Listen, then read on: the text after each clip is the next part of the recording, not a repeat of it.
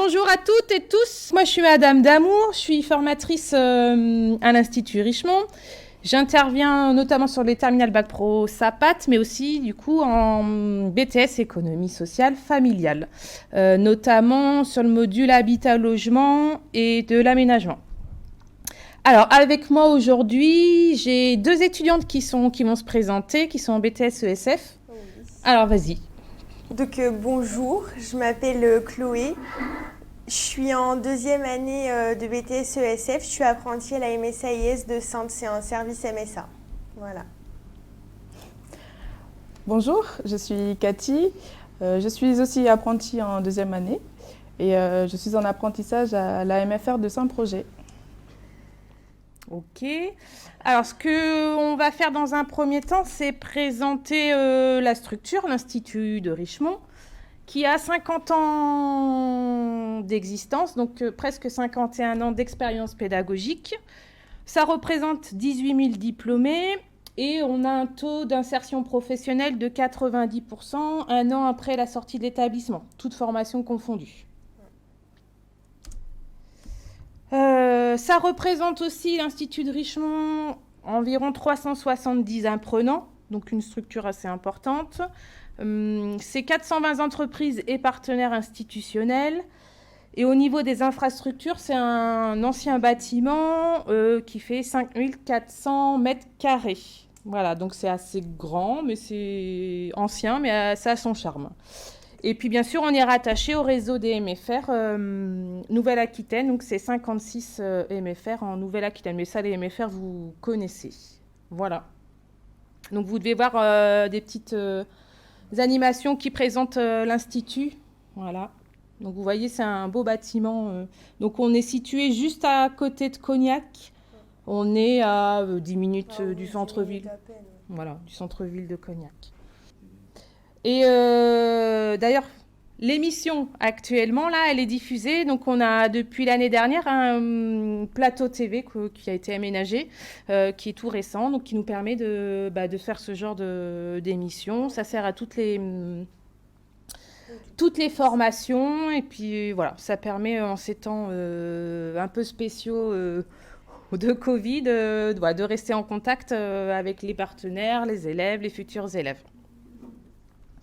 On y va, on va vous présenter du coup la formation de BTS en économie sociale familiale. Je crois que vous avez déjà regardé le diaporama, donc bon, on va le représenter et puis après on répondra à vos questions. Ok ? Alors le BTS économie sociale familiale, déjà, juste pour redire, c'est une formation qui est un brevet de technicien supérieur en économie sociale familiale, et c'est vrai que c'est important le brevet de technicien parce qu'il y a quand même toute une technicité qui est abordée à travers le BTS, et c'est un diplôme qui est délivré par le ministère de l'Éducation nationale. Donc ça, c'est à savoir. À la sortie du BTS, donc qui dure 2 ans, vous avez un diplôme de niveau, alors anciennement niveau 3, délivré, et maintenant, si on le met avec la nomenclature européenne, c'est ce qu'on appelle les niveau 5. Voilà. Alors, un petit focus sur le métier en lui-même. Alors, le métier de technicien en économie sociale familiale, dans la définition existante, c'est le titulaire du BTS ESF participe à la réalisation des missions des établissements et des services qu'il emploie sur la base de son expertise dans les domaines de la vie quotidienne. Donc voilà, il participe à la vie des établissements parce qu'il est un expert dans les domaines de la vie quotidienne. Ces domaines, ils sont assez variés. Donc ça va être l'alimentation santé, le budget, la consommation, environnement, énergie, on va les mettre ensemble, et tout ce qui va être habitat, logement. Donc, de fait, il ou elle assure des fonctions différentes, tout ce qui va être expertise et conseil technologique, tout ce qui va concerner l'organisation de la vie quotidienne dans un service ou dans un établissement, et ce qui va concerner aussi une partie animation, formation, et avoir des capacités de mener de communication professionnelle. Et la transversalité, ça c'est important, c'est que c'est dans tout ça dans une dynamique de développement durable. On en reparlera après un peu plus en détail. Donc du coup, si on regarde les différents domaines dans lesquels il intervient, ben, je vais laisser Chloé et Cathy en parler. Oui. Voilà. On peut voir sur les images, en fait, ça représente les modules qu'on voit en cours. Donc la première image, on voit que c'est les TP cuisine et physique-chimie, parce que en fait, on fait de la cuisine en fait à Richemont. On a des TP où on apprend les technicités pour faire la cuisine. Ensuite, la deuxième image, c'est ce qui représente le droit, l'économie, la consommation. Donc on a des cours de droit, d'économie, etc. On a des cours aussi sur l'environnement, l'habitat-logement, comment aménager une maison, tout ce qui est développement durable, etc. Je te laisse la parole. Alors, on a des cours aussi d'aménagement de l'espace. Donc voilà, ça va dans l'habitat. On voit aussi les énergies. Voilà, c'est tout ce qui est en lien avec le logement. Voilà. Donc le logement, aussi bien le logement privé que aussi dans les établissements. Dans les structures. Voilà. Ouais. Effectivement. Donc oui. C'est vraiment de l'analyse. Voilà. On cherche vraiment la technicité. Et oui. Même par rapport au TP en cuisine. Oui, on fait de la cuisine, mais c'est de la technicité. Ouais. C'est pas comme à la maison. Oui, on non, fait pas du tout. Oui, voilà. C'est des techniques de base pour pouvoir après mener des animations, des ateliers. Et c'est vrai que c'est aussi lié avec la bio, la physique, la santé. Tous les modules sont liés en fait. Donc voilà. Oui, c'est ça. C'est qu'en fait, au fur et à mesure, au début, ça peut paraître incompréhensible. Oui, c'est vrai quand on arrive les premières semaines, mais au fur et à mesure, tout se met en lien. Je pense que vous pouvez. Totalement. Donc, il ne faut pas avoir peur. Non. Alors, ça, c'était pour le contenu. Pour l'organisation pédagogique, en fait, l'organisation de la formation. Donc, comme on est une MFR, on est sur la pédagogie de l'alternance. Donc, le BTS, il va se réaliser en alternance. Pour ça, vous pouvez... Donc, il faudrait avoir un contrat d'apprentissage. Donc, il faut trouver une structure qui vous prenne en contrat d'apprentissage avec qui vous signez un contrat. Donc, c'est-à-dire un contrat de travail. C'est une sorte de contrat de travail. En fonction de votre âge, il y a éventuellement possibilité d'être sous contrat professionnalisation. Donc, ça, c'est quand même pour les personnes plus de 25 ans qui sont concernées. Une autre possibilité, c'est si vraiment vous ne trouvez pas de structure qui peut vous prendre en apprentissage, vous pouvez rester sous le statut de stagiaire. Vous êtes quand même en alternance, vous êtes dans la même classe que les autres apprenants, mais par contre, vous êtes sous un statut, nous, qu'on va appeler privé, et l'inconvénient, ça veut dire que c'est que vous vous engagez à financer votre formation, qui a quand même un coût. Alors que si vous êtes en contrat d'apprentissage, la formation est prise en charge par l'employeur qui vous emploie. Et en plus, vous avez un salaire qui vous est versé. Vous êtes employé par la structure. Ça représente, je ne sais pas si ça va vous parler, mais en gros 1400 heures de formation. Le reste du temps, vous êtes en structure, mais à côté, il faut prendre en compte quand même que vous avez quand même un travail personnel à fournir. Vous êtes sur une formation supérieure. Bon, nous, on l'a estimé environ 350 heures de travail personnel à fournir. Voilà, ça demande un travail régulier. Surtout, il faut prendre l'habitude de travailler régulièrement ces cours. Surtout, voilà, vous êtes en alternance, donc ça va être un plus. Vous pourrez, enfin, les filles vont pouvoir témoigner. Mais il faut prendre l'habitude de travailler régulièrement. Est-ce que vous voulez...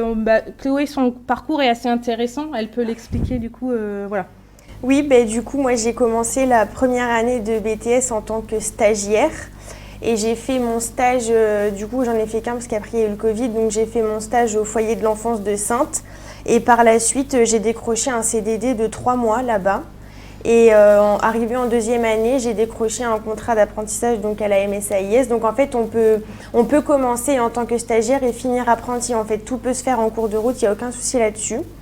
Donc voilà, les stages peuvent permettre d'arriver sur un contrat d'apprentissage. Ça dépend vraiment en fait. Donc ça, c'est intéressant, le parcours de Chloé. Vous pouvez commencer, même si vous n'avez pas d'apprentissage et que vous vous engagez à financer votre formation, et changer de statut à tout moment. Vous pouvez trouver déjà, parfois un stage peut déclencher une signature de contrat d'apprentissage. Ouais. Donc voilà, faut pas désespérer, tout est envisageable. Ouais. Alors, on reviendra, t'expliqueras Cathy après toi. Les aptitudes. On a mis des aptitudes qui sont importantes d'avoir, mais on ne vous demande pas de les avoir à l'entrée de la formation. Ouais. En tout cas, voilà, c'est ce qui sera développé tout au long des 2 années de formation. Ouais. Donc, on a mis le sens du contact et aimer communiquer. Voilà, faut plutôt... Alors, même si vous n'êtes pas à l'aise, on reste quand même avec le BTS sur de l'information, de la formation. On est sur du collectif, on n'est pas sur de l'individuel. C'est la particularité du BTS. Il faut se sentir à l'aise en situation d'animation. Ça, c'est important aussi, s'intéresser aux aspects techniques et pratiques de la vie quotidienne, s'intéresser aux problèmes économiques et sociaux et s'intéresser aux problèmes d'environnement. J'ai envie de dire, il faut s'intéresser, en fait, à tout ce qui concerne l'organisation de notre société, les informations. Oui, très important. Il faut prendre l'habitude, je pense que dans chaque module et dans chaque cours, on redit régulièrement, faut être au fait de l'information, ce qui se passe alors, dans le monde, mais surtout au niveau de la France, dans les domaines sociaux, économiques et environnemental aussi. Voilà, il faut aimer le travail d'équipe, ça c'est quand même assez important. Parce qu'en fait, déjà dans l'organisation des cours, souvent il y a des travaux à réaliser en équipe. Il y a ce qu'on appelle les TPVE, travaux pratiques à visée éducative, donc qui ont lieu sur les 2 ans et qui sont des mises en situation qui vous sont données, des mises en situation professionnelles, et il faut répondre à cette mise en situation, et ça se fait par 2 ou par 3. Vous avez toute la semaine pour traiter le sujet, donc voilà, puis régulièrement vous êtes amené à travailler en équipe, et sur le milieu professionnel, vous travaillerez en équipe de toute façon. Dernier point qui est important, moi j'y tiens assez, c'est la capacité à prendre du recul. Alors, tout simplement parce que vous êtes en formation, voilà, pas de souci. À l'Institut Richemont, vous allez avoir une équipe de formateurs. Vous allez avoir un formateur responsable de votre classe. Et sur votre structure de stage ou d'apprentissage, vous aurez également un tuteur qui va vous suivre. Et vous avez, ça vous connaissez ce principe, le principe de livret, là c'est un livret d'alternance, vous l'appelez comme ça. Carnet de liaison, livret d'alternance, qui va suivre à chaque fois. Et à chaque fois, on va demander donc quand c'est à l'Institut, l'équipe pédagogique marquera une petite analyse de la semaine.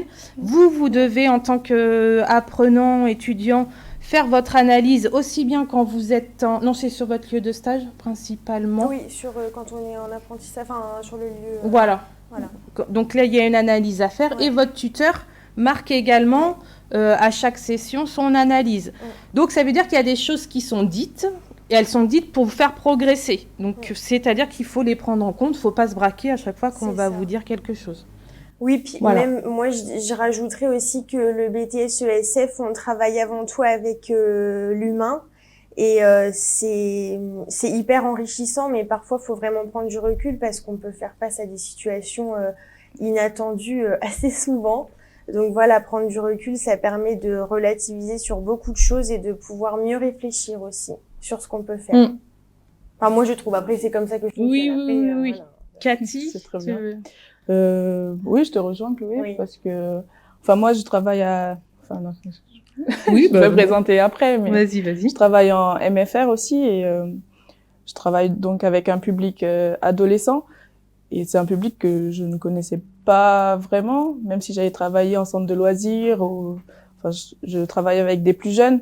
Donc des fois, on fait face à des problématiques, à des gestions de crise, et qu'il faut savoir gérer. Et c'est pas forcément évident. Ok. Donc voilà, c'est comme ça qu'on Voilà. progresse en Voilà, entendant exactement. les critiques constructives de chacun. Voilà. Alors, là, c'était pour vous présenter, en fait, c'est ce qui va, je pense, aussi vous intéresser, les lieux où vous pouvez postuler pour chercher un contrat d'apprentissage, éventuellement un stage.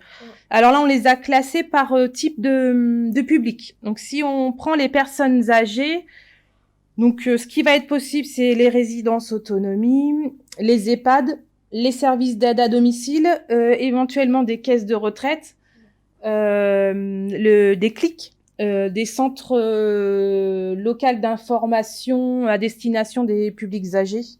Alors, ce qu'il faut savoir, c'est que vous avez peut-être l'habitude d'avoir réalisé des stages en EHPAD.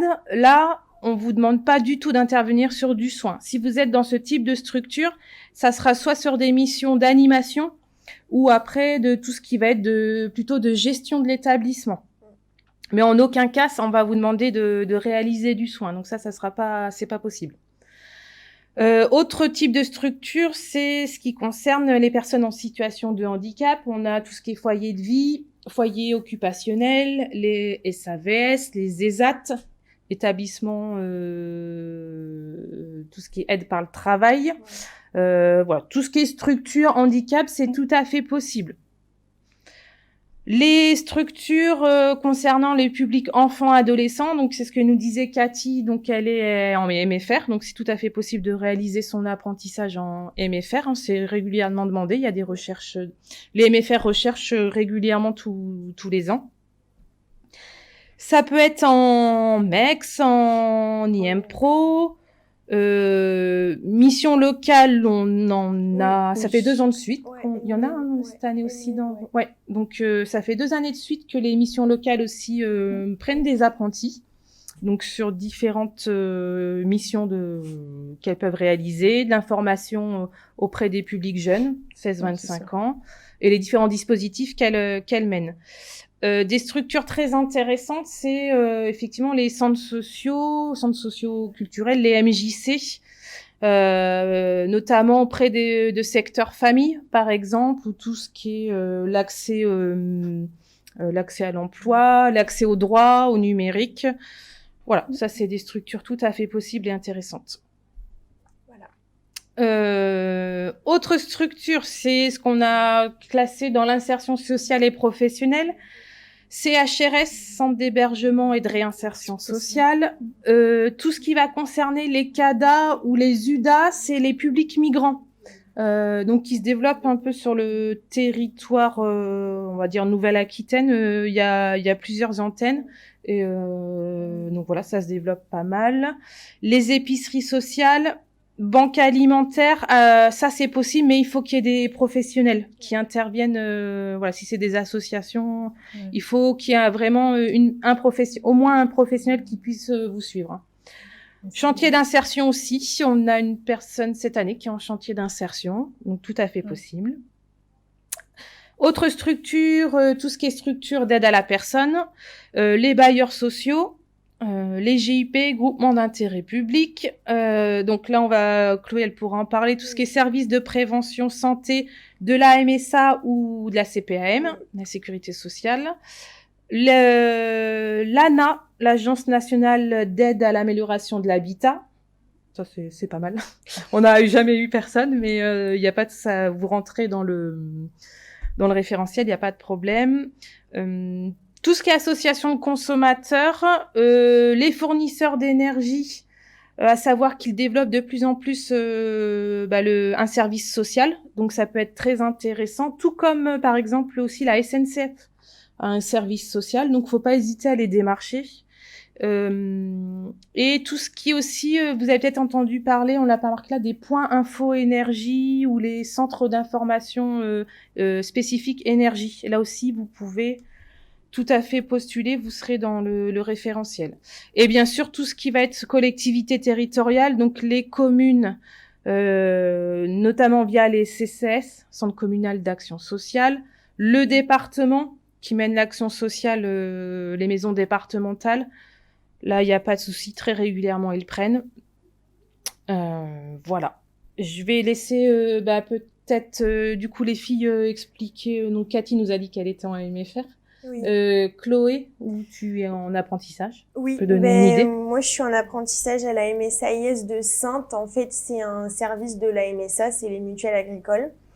Et mes missions, c'est principalement d'accompagner les familles. Moi, j'ai plutôt un public famille dans des aides budgétaires. Voilà, les aider à couvrir les dettes, à payer les factures, à ranger les papiers, parce que c'est pas forcément toujours évident pour eux.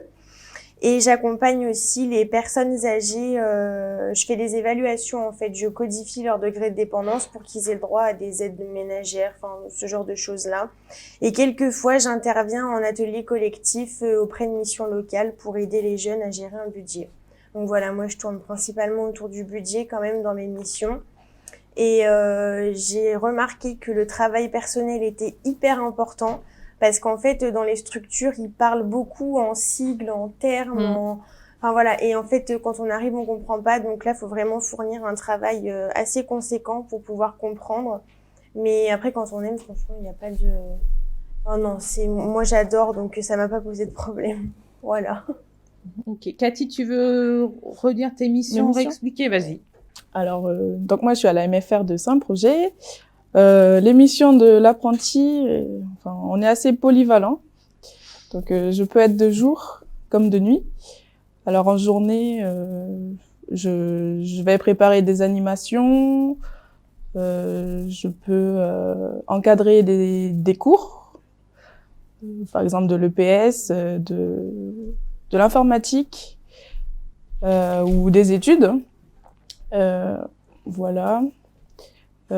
Quand je suis de nuit, je vais encadrer les veillées, tout ce qui est animation, veillée, les services des élèves, la restauration. Et voilà, et je vais surveiller l'internat. Voilà. Ok, merci. Alors, au niveau du contenu de la formation, on a mis les grands modules thématiques. Donc, on va retrouver un module expertise et conseil technologique. Celui-ci revient tout le temps. Ça. Donc, où dedans, on mettra l'habitat logement, la santé, le droit, l'alimentation. Ouais. Voilà. Un deuxième module, grand module qui va concerner tout ce qui est l'animation, la formation. Donc voilà, en tant que technicien ESF, vous serez amené à mener des animations collectives ou des formations auprès de différents publics, soit de enfants, adolescents, public famille, mais aussi bien des professionnels. Vous pouvez mener des actions d'animation ou de formation au sein de votre structure, auprès des professionnels de votre structure. C'est tout à fait possible. Vous avez aussi un module qui va concerner la communication professionnelle, aussi bien donc les écrits, aussi les affiches, comment on va faire des affiches, des flyers d'information. Il y a quoi d'autre? Tout ça? Oui, design de com, savoir parler. L'oral. Voilà, okay. Oui, il y a la communication orale aussi. Ouais. Hein. Technique d'animation aussi, dans réunion, ce genre de choses. C'est ça. Ok. Module 4, c'est le travail en partenariat institutionnel et interinstitutionnel qui est assez essentiel dans la formation et puis dans le travail social en général. Oui. Et module 5, c'est gestion de la vie quotidienne dans un service ou un établissement. Voilà. La langue, donc il y a une langue vivante, c'est l'anglais qui est pratiqué au sein de l'établissement. Voilà. Il n'y a pas le choix. Si vous désirez vous inscrire sur une autre langue vivante, je sais pas, type espagnol. Il y a tout un panel, hein, l'arabe, le chinois. Il y a possibilité, mais nous on vous le dispensera pas. On vous inscrira sur la langue, mais on va pas le dispenser au sein de l'établissement. Oui, c'est facultatif. Voilà. Donc c'est l'anglais qui est pratiqué en cours au sein de l'établissement. Et important aussi, il y a des actions professionnelles qui sont à mener, c'est-à-dire que Toujours par groupe, les étudiants vont mener des actions avec des partenaires. Donc au sein de structures extérieures, parfois là on l'a un peu vu la situation cette année réalisée au sein de l'établissement, mais sinon c'est mener des actions habituellement, par exemple en BTS première année. Donc c'est ce que vous avez fait. Le forum santé. Voilà, vous pouvez expliquer. Donc c'était le forum santé avec le centre information jeunesse d'Angoulême. Ouais. Vous voulez expliquer vous l'avez pratiqué Ah oui, Oui. Pendant une semaine, oui. En gros, le forum santé, ça consiste à mettre en pratique surtout la technique d'animation. Je dirais, on accueille des groupes d'élèves, on prend la parole assez souvent, on leur explique tout ce qui se trouve au forum santé, on les aiguille, on les guide, on répond aux questions. Enfin, c'est vraiment un échange permanent. Et ça nous met vraiment en situation parce que là, on se retrouve confronté à un groupe d'élèves d'un coup et voilà, c'est l'adaptation. Et certains groupes travaillent en amont avec des structures qui sont présentes sur le forum santé en fonction des thématiques. Ouais, donc ça peut être tout ce qui est prévention, addictologie, les addictions. Le handicap, il y avait sur le tout ce qui est environnemental. Prévention tabac, tout ce qui est aussi lié à la sexualité. Certains ont travaillé sur ça. Il y a la parentalité aussi. Ouais. Donc voilà, ça c'est ce qu'on appelle les actions professionnelles. Vous êtes mis en situation professionnelle pour mener à bien des actions.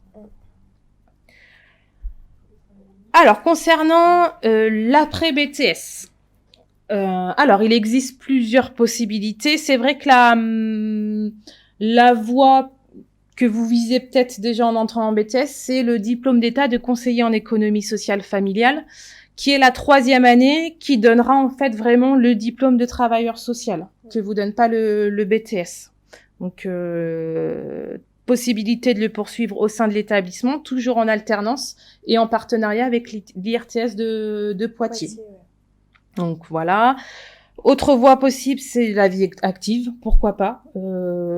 Si vous avez un peu d'expérience, ça peut, pourquoi pas. Si votre apprentissage s'est bien passé et qu'on souhaite vous garder et que vous ne souhaitez pas poursuivre des études, c'est tout à fait possible de rentrer dans la vie active.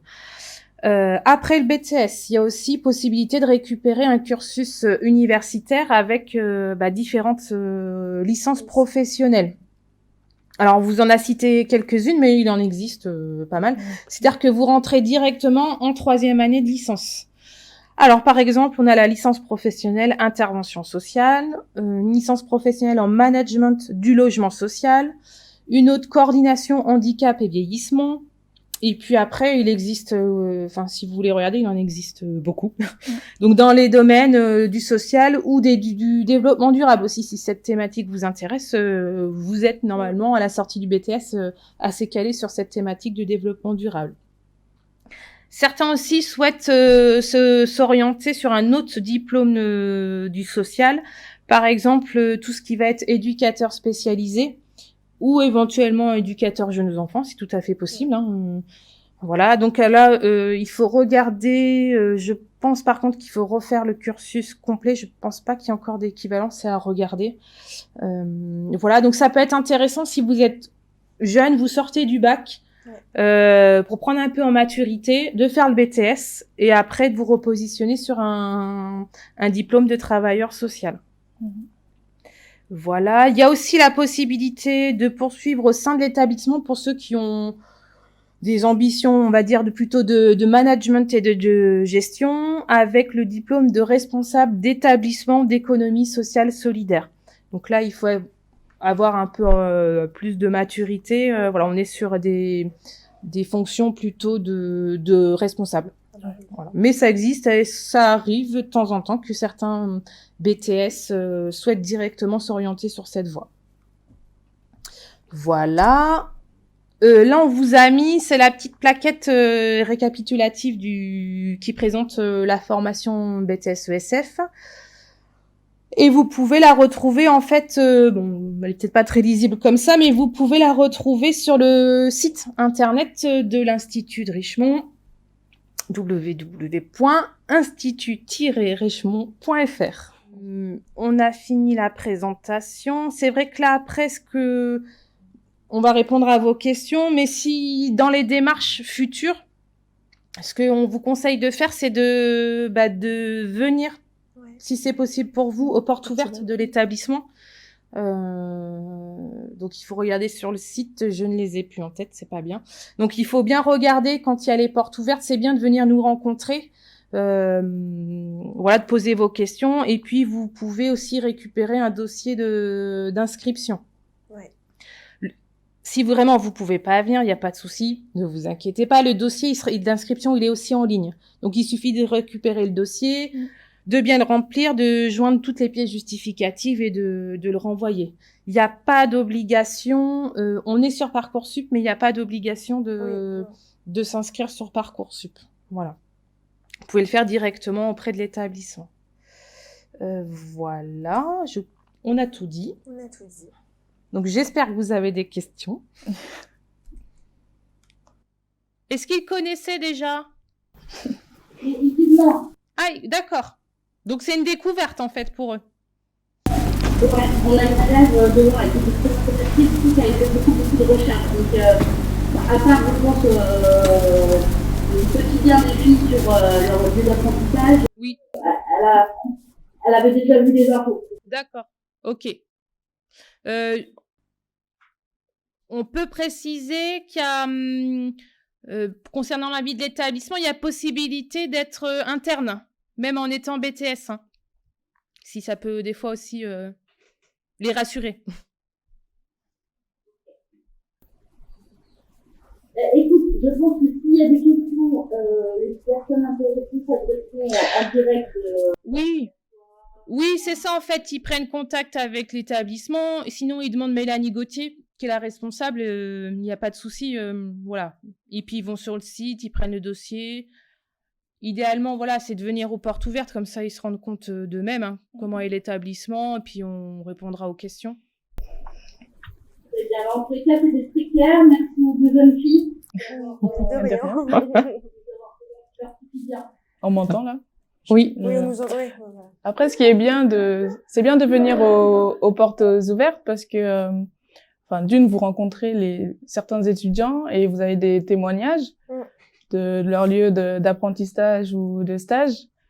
Et peut-être que ça peut vous donner des pistes aussi pour vos apprentissages. Oui, on peut échanger avec les formateurs aussi à ce moment-là. Ouais. Donc, moi, c'est ça qui m'a poussée à venir ici, en fait. Oui, il faut se sentir à l'aise aussi au sein de l'établissement pour se rendre compte. Le cadre est joli. Oui, très Le cadre est rustique, mais joli. Vous êtes à high-tech. High-tech. Ah oui, en plus maintenant, oui. Maintenant, oui. Ok. Bon, bah écoute, merci beaucoup. Merci à vous. Bonne continuation. Au revoir. Au revoir.